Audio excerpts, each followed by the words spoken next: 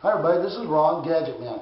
And what this is an explanation of the Gadget Man groove, how and why it does what it does, and why you're seeing all these reports of mileage gains and horsepower and torque. Let's first understand a little bit of the basic functioning of an engine. Crankshaft is the rod that goes through the center of your engine. To it is attached the pistons. As the crankshaft turns, it will pull the pistons up and down because as it's built, it comes in a line, comes over, up and down. To this little section is connected the piston, which as the engine rolls, it pulls and does this kind of motion. All right? Now, with that in mind, as the crankshaft is at top dead center, there's zero vertical movement of the piston. Now, we're only going to be talking about the intake stroke because that's when the Gadget Man groove does all its magic. So at the top dead center, the intake valve is getting ready to open, and there's no vertical movement of the piston, hence no demand for the air. Then the valve opens, and the piston begins to decline. And here, as it reaches 90 degrees, just slightly before that, the piston is moving the fastest it possibly can. Then it begins to slow until it reaches bottom dead center. This creates a pressure wave inside the engine, something like this. This is 17-inch medium vacuum. It is measured in inches of mercury. 19 inches to 15 inches is what you get. Okay? Now that's roughly, it varies from engine to engine. But this is as the piston begins to drop, it speeds up, and then it begins to slow down, causing a drop in the vacuum. What the Gadget Man groove does is it amplifies this pressure wave in a dramatic fashion. Now, in order to understand how it works, we have put together a few things. Here's your throttle plate, your throttle body. In a normal engine, that's what they use. Every engine that I've ever done, every gasoline-powered car or truck has a throttle plate in it. The Gadget Man groove takes advantage of this and the aerodynamics here to create this amplification of the waveform. Now, look at how this works. All of the air, we'll say, is moving this direction into the engine. So this plate is sloped. So all of the air that hits this plate, in order to continue traveling this direction, has to go down the plate and then up and into the engine.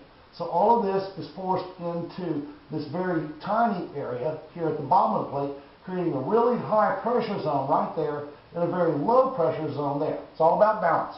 Okay? This is up here is where your air bleeds come off of your throttle bodies when you have them. The air bleeds on the inside, they're called vacuum ports on the outside. All right. So that's a normal throttle body. Now let's expand this a little bit and get into the Gadget Man groove. Now, all your throttle bodies have some kind of mass. This is normally in a round shape. It's normally cast out of either aluminum or some composite material. But it all has a thickness. And that's where the Gadget Man groove is installed. So here we have the throttle plate, and it's the same system. Well, let's insert the Gadget Man groove here. This is what we do. All right. Now the groove, while it looks simple, it is simple, but it's extremely finicky. It has to be shaped exactly correctly. This intersection point here, the radius of this arc, and this intersection point here, the total variance is 6 degrees. If you get more than 6 degrees off, 2 here, 2 there, 2 there, then the groove efficiency drops off by more than 50%. So it's really important that the groove be installed correctly and be properly shaped. That's why I have special bits to do this with. All right, so now as the air hits this plate, whatever hits here comes down, and whatever's closest to the center will become the intake airstream. But if you change the shape of the passage through which a fluid flows, you also change the behavior of the fluid. This is what happens. As the intake air is speeding up for this portion of the downstroke, the pressure here is building and increasing because this airspeed puts a downward pressure onto the groove. So what happens is it winds up splitting the intake airstream about in half, and as the pressure increases, it increases the amount of air being gathered up here. So the air above this line will become part of the intake airstream. Below this line, though, is compressed into a dramatic fashion into a little 1/8 inch groove. It gathers 40–60% of the intake airstream. So it hits there, that little ledge right there will separate the ball and gather this up. But there's more to it than just that. Here's the secret behind the Gadget Man groove. The air is also falling down this direction here, and when it goes in, it also drops into the groove. So from one angle, you've got this big ball of air being scooped up. From the other side, you've got another ball going in this way that when they hit together, they collide. When they collide, they roll up in this fashion. So you've got one ball of air here that's extremely dense, and it winds up being about 1,000 times more dense than the intake airstream. But the second ball created down here, if this creates this ball, which it does, and this ball creates this ball, then this is 1 to 1,000. So this becomes 1,000 times more dense than this ball, or 1,000,000 times as dense as the intake airstream. When the piston passes the 90-degree point, or the crankshaft passes the 90-degree point, and the piston begins to slow down, the aerodynamics reverse. And what happens is the pressure begins to come off of this. Well, there's a big difference between 1,000,000 times something and 1,000 times something. So what happens is this tiny ball of air goes off like the primer in a shotgun shell and shoots that ball of air up into the intake airstream, giving you one huge, dense ball of air. It rolls on down until it gets to the intake valve, where it's delivered to the piston so it can complete the blending process. When it hits this valve, now up until that point, this intake airstream is keeping those balls rolled. It's like rolling a pencil across a tabletop. The balls are kept in shape until they hit the valve. When they go in, they expand in an explosive fashion, giving you the turbulence you need to complete the blending process with the fuel vapor that's created during the first half of the downstroke. Here is one downstroke. Okay? So the piston begins to drop, the groove gathers air, and then delivers the air to the piston. The effect that that has on this is like this. It causes a drop in the readings from 19 inches of vacuum down to 28 to 29 inches of vacuum, and upper range of about 6. Okay? Now, why is this important? Because below about 26 inches of vacuum, there's not a liquid that we know of that will withstand that pressure and still stay in a liquid state. Now, right now, what they've done is they've changed our fuel chemistry, guys. And let me show you what that means. All right, let me find my rack. All right, so now let's look at history here just a little bit. Back in the 30s, 40s, 50s even, we kept hearing rumors of vapor carburetors, more intensely in the 60s. And the legends still hang about today of Pogue and Fish and Bruce McBurney, who's still living today, by the way, in Niagara Falls. I encourage you to get a hold of him. He's High Mac Research.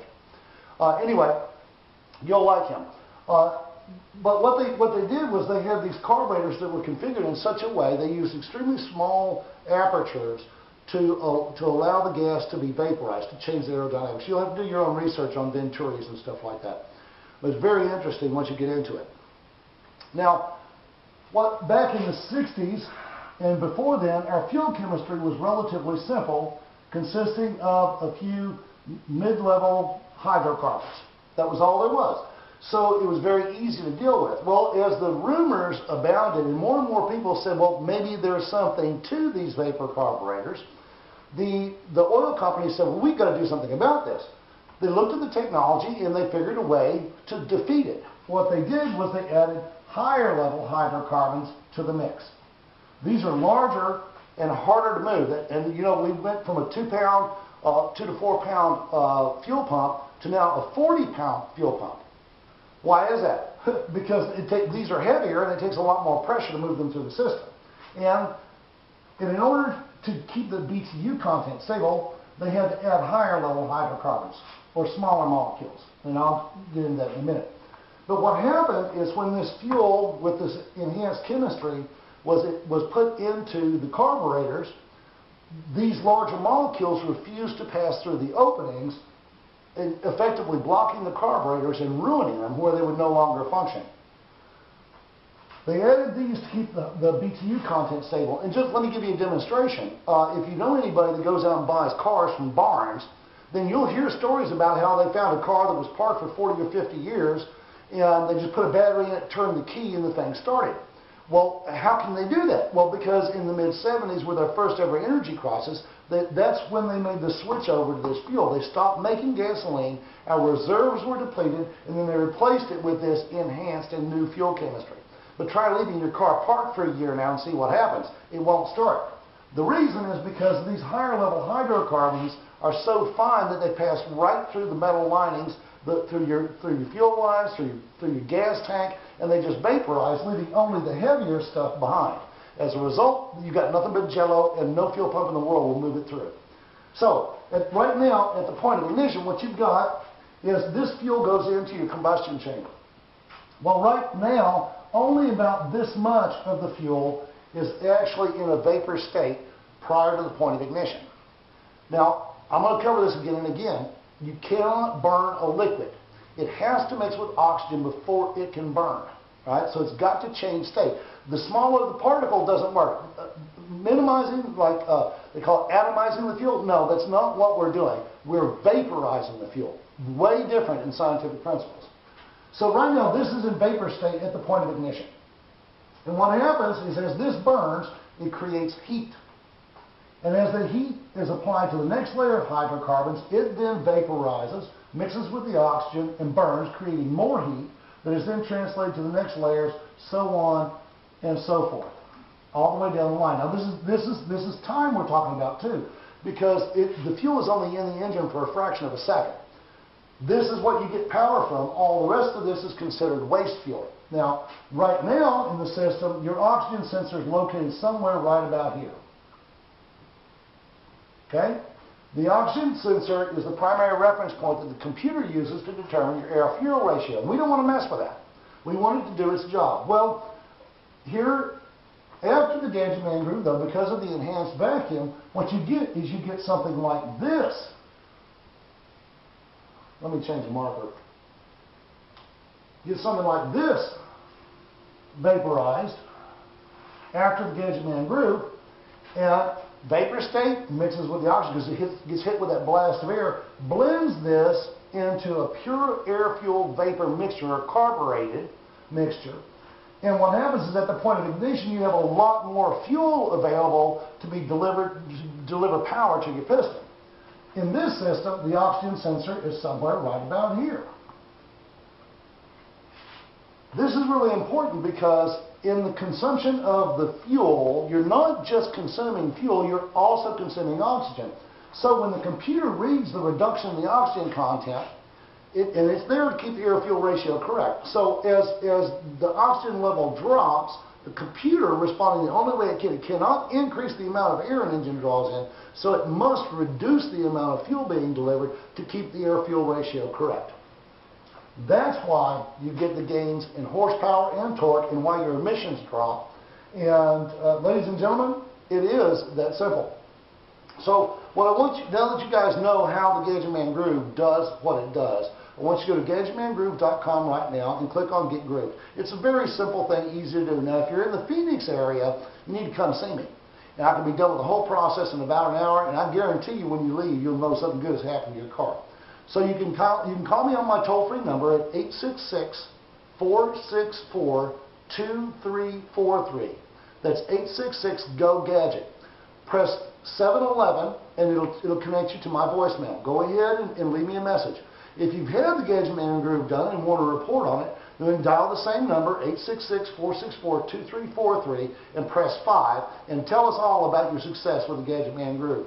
Ladies and gentlemen, it's simple science. Oh, by the way, 2 days ago, I got the word that the Gadget Man Groove is cleared on an international patent search. So it's cleared the U.S. Patent Library, and I think it's 137 different countries that the Gadget Man Groove has cleared on the patents. And they cited certifiable industrial applications. So I'm really thrilled. Now we're going global with this like we've never done before, and you can get to be a part of cleaning up your air and getting more pleasure out of driving your car.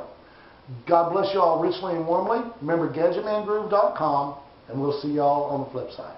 Bye-bye now.